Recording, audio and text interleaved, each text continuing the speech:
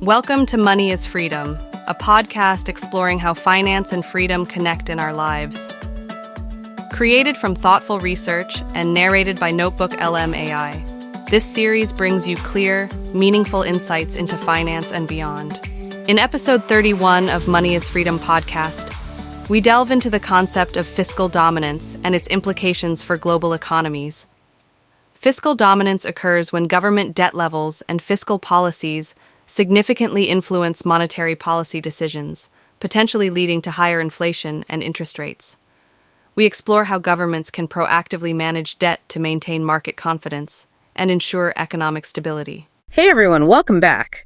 We're diving into some pretty intense stuff today, macroeconomics and finance. But don't worry, we're going to break it all down so you don't have to be a Wall Street whiz to understand what's going on. Sounds good to me.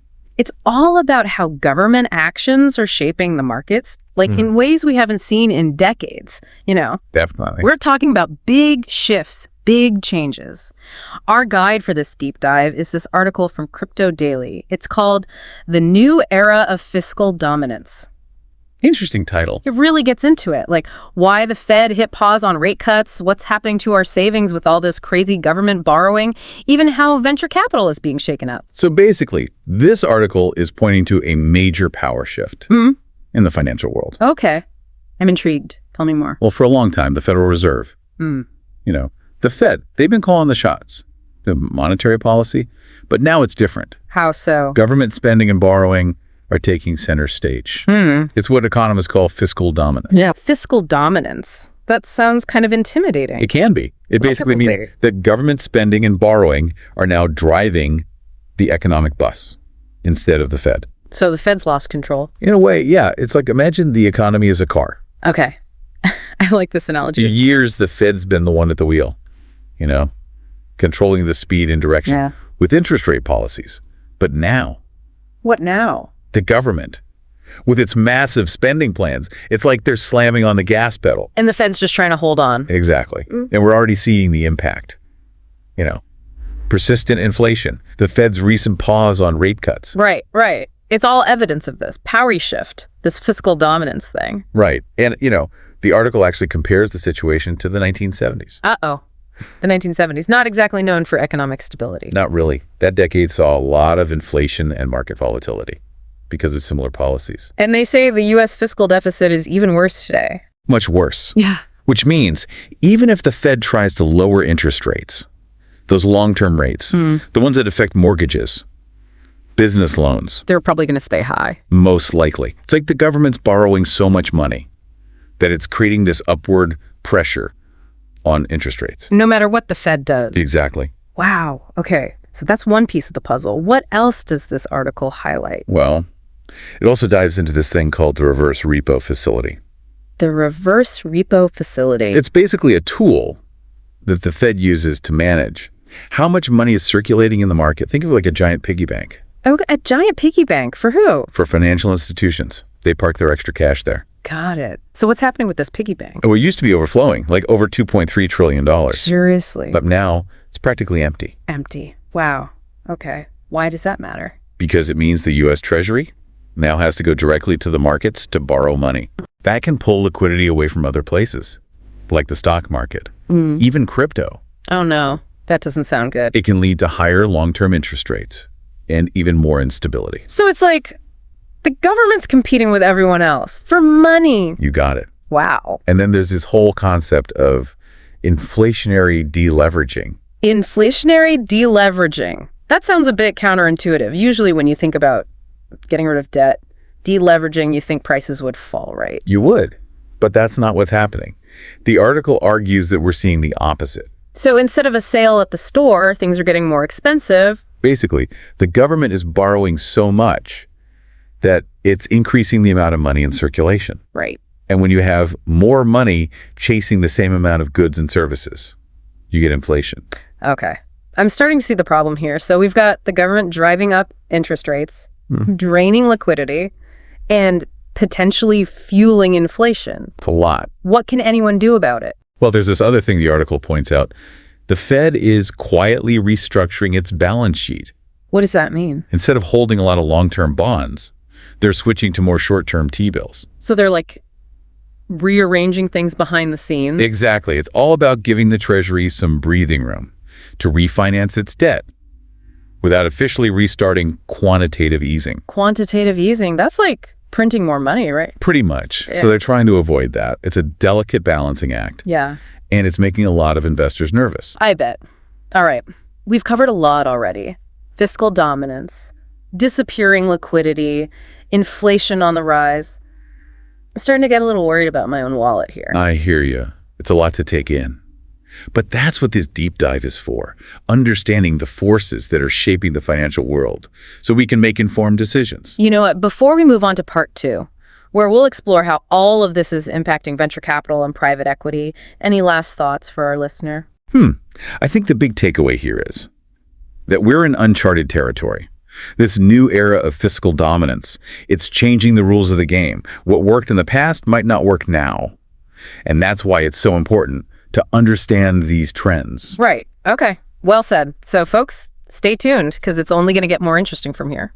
Okay, so we've established things are getting a little crazy in the world of macroeconomics. A little bit, yeah. But what really got me thinking was this whole 1970s playbook thing from the article. Yeah. The idea that we might be repeating some of the same economic mistakes, that happened back then. It's a comparison worth considering. For sure. The 1970s were a pretty turbulent time, high inflation, sluggish economic growth. Not a good mix. Not at all. And what's worrying is many of the same ingredients are present today. Like what?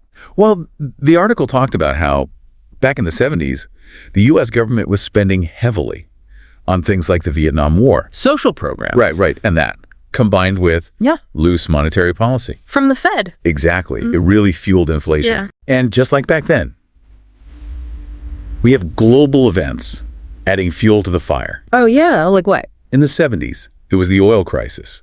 Sent energy prices through the roof. Right. Makes sense. Today, you've got the war in Europe, supply chain disruptions, rising commodity prices. Like a recipe for disaster. It really is. It's creating this inflationary pressure cooker that we're all stuck in. The article mentions that the Fed made some pretty big blunders back then. Oh, yeah. Cutting interest rates too soon? Which just made inflation worse. Exactly. And then they had to hike rates again Yeah. to fight the rebound. It caused a ton of market volatility. It's like they were stuck in this back and forth band of Increasing the risks of something called stagflation. stagflation. That's the economic boogeyman. Pretty much. It's like Yeah. the economic equivalent of getting stuck in quicksand. Ooh, that's a good one. You've got high inflation, eating away at your purchasing power. Right. Slow economic growth, making it harder to find jobs. And then high unemployment, adding to the misery. Yikes. Okay, so are we doomed? Are we headed straight for stagflation? Well, nobody can predict the future. Yeah. But the article makes this critical point. Okay, what's that? The U.S. fiscal deficit today is far worse than it was in the 1970s. No, really? Yeah, which means those long-term interest rates, they're likely to stay high, even if the Fed tries to intervene. So even if they pump the brakes, the economy might still overheat. That's the worry. And those higher interest rates make it more expensive for businesses to borrow money, invest, create jobs. Right. It impacts everyone. Exactly. Higher interest rates on mortgages, car loans, everything becomes more expensive. Right. It can really put a damper on spending and slow down the whole economy. It's like we're caught in this loop. The government needs to borrow more money, Right. but that borrowing pushes up inflation, which could lead to stagflation. Yeah. The Fed is stuck in the middle, Yeah. trying to manage this whole mess. It's a delicate situation. Right.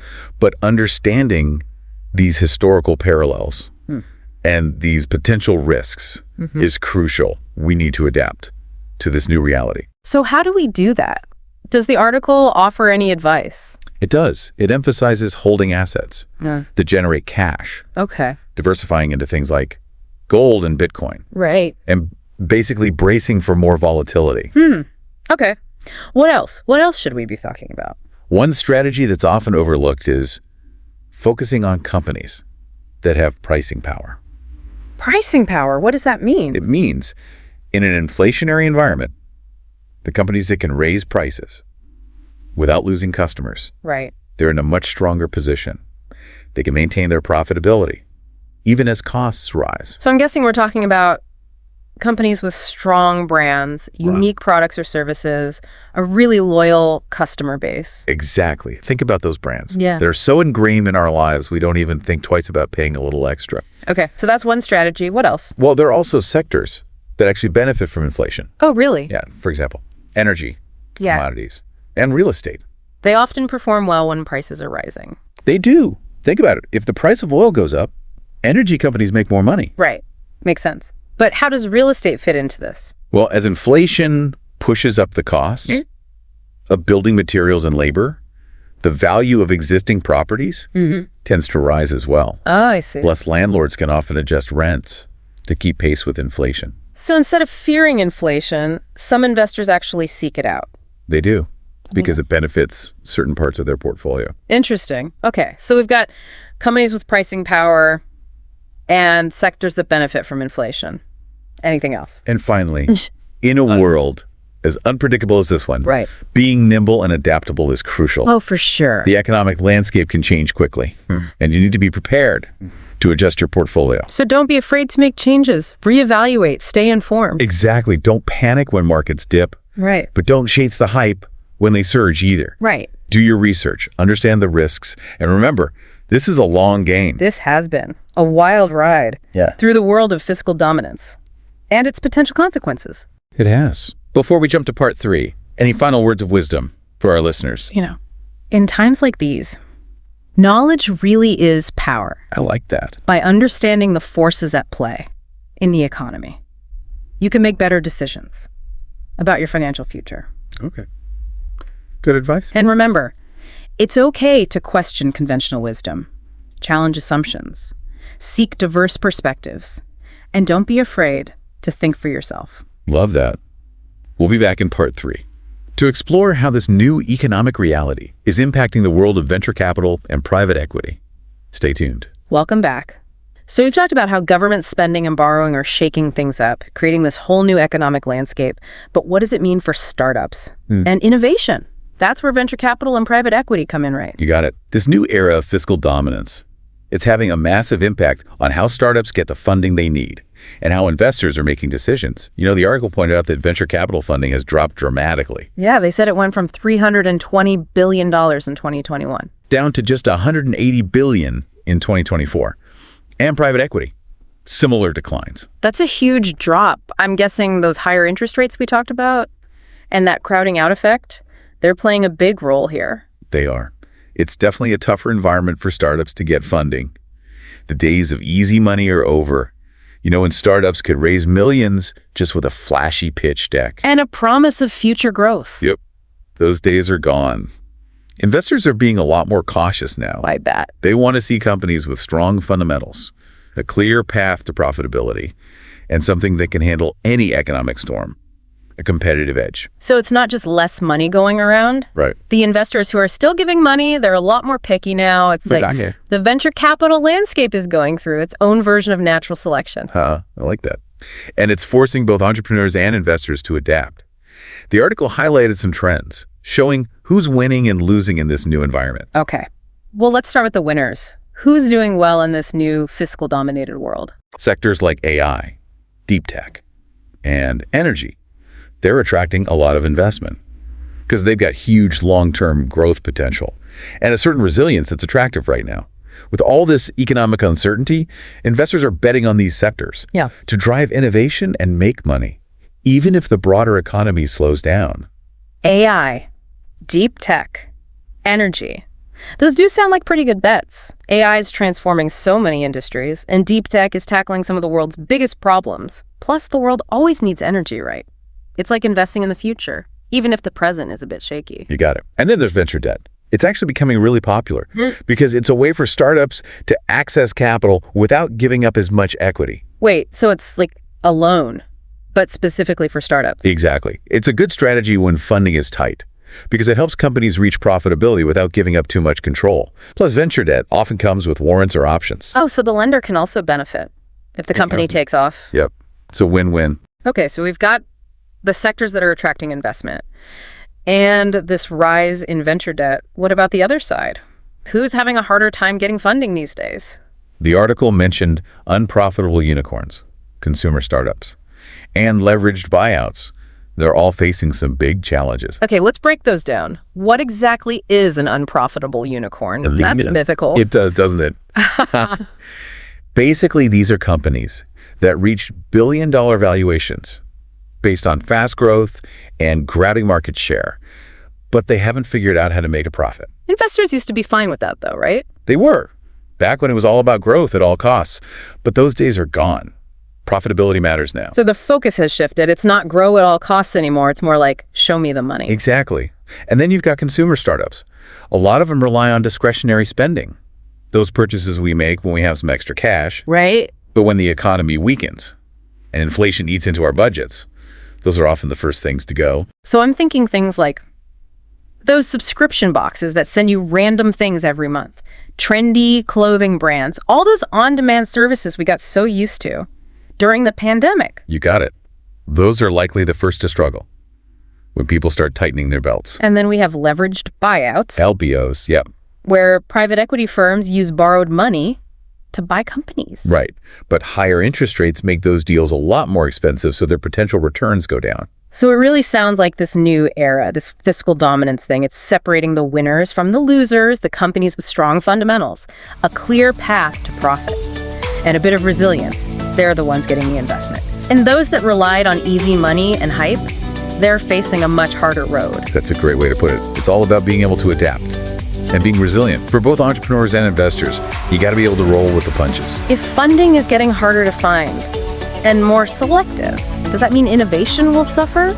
Will we see fewer groundbreaking ideas and new technologies? Because the money just isn't there. That's a good question and a valid concern. But I think innovation will always find a way. What we're seeing now is a shift in focus, not a decline in innovation itself. Investors are now prioritizing companies that are solving real problems, creating value, and building businesses that will last. It's like a reality check for the startup world. Instead of chasing the next shiny object, Right. investors are looking for solutions that will make a difference and have a lasting impact. Exactly. It's forcing everyone to think more about the long term, and that's not a bad thing. This has been an incredible look into the world of fiscal dominance. We've covered a lot. The impact on interest rates and inflation, the shift happening in venture capital and private equity. It's a lot to think about. It is. Before we wrap up, any final thoughts you'd like to leave our listeners with? In a world with so much information, it's more important than ever to stay informed and to question assumptions. Don't just accept things at face value. Dig deeper, ask questions, form your own conclusions.